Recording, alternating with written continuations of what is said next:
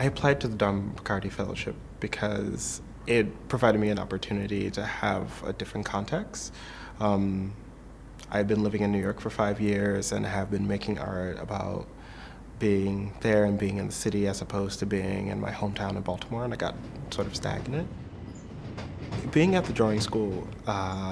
for the first time in a very long time didn't allow me to sort of hide in my old ways of drawing.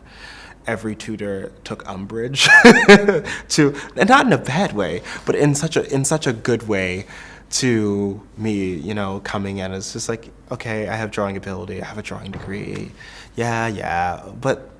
can you challenge that? Can you change that? And if we had time, I would rifle off exactly how each person sat with me and took extra time with me and took a moment to look at the drawings, look at my practice up to that time, and sort of went, okay, you've done this is great, but how can you blow this out of the water, or how can you change it, or how can you make it better, or how can you tear it down for the next 6 hours? How can you not fall into your normal habits? And that has been it was very challenging the first 2 weeks because you get into a habit and you understand yourself and as an artist as what you can do, what you know that you can do easily, but it becomes very hard when you have that moment of someone going like, well, I know you can do this, but can you do this, that, and the third? And it was,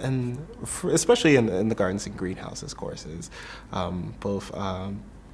Claire and Sarah were very, very adamant about making me like push outside of my comfort zone with my composition and figuring out how to take my propensity for longer form compositions and make them better, or how to activate the space in different ways, or even use, dare I say, a curly mark, because I'm all angles, hard lines. The gardens and greenhouses course I thought was the best way for me to see the city in and of itself, because each garden and each greenhouse is situated within a town or a community, and each one of those communities has a completely different attitude. The architecture is different, how people feel about the garden is different, and the kinds of people that you'll meet in the gardens are different. Whereas like drawing at the National Gallery in the street, to take the National Gallery and all its history, all of its collected history with all the paintings and drawings within it, and then to take it out into that sort of microcosmic ecosystem to see how that plays off other things in the area. Definitely, it's really special. I've made a lot of weird drawings there because I'll come from weeping from a painting that I've only seen in a reproduction to outside and see the sort of magic that's happening as people are like mulling around and interacting with art and interacting with sculpture, and then people going into shows and buying clothes. And then Color and Memory was its own sort of, it was a very sort of like deep introspective course for me, because I had taken color out of my practice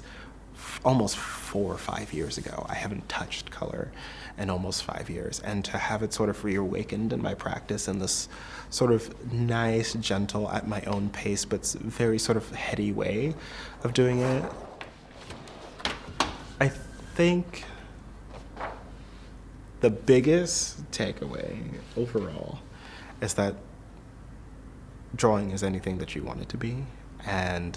while that seems like a very simple sort of concept, it's very profound to me, because I didn't learn how to draw until I got to graduate school, or I didn't have any sort of system or anyone to sit down with me and kind of go, these are the ways that you can think about drawing, these are the ways that you can tackle drawing, these are the ways that you can manipulate drawing for your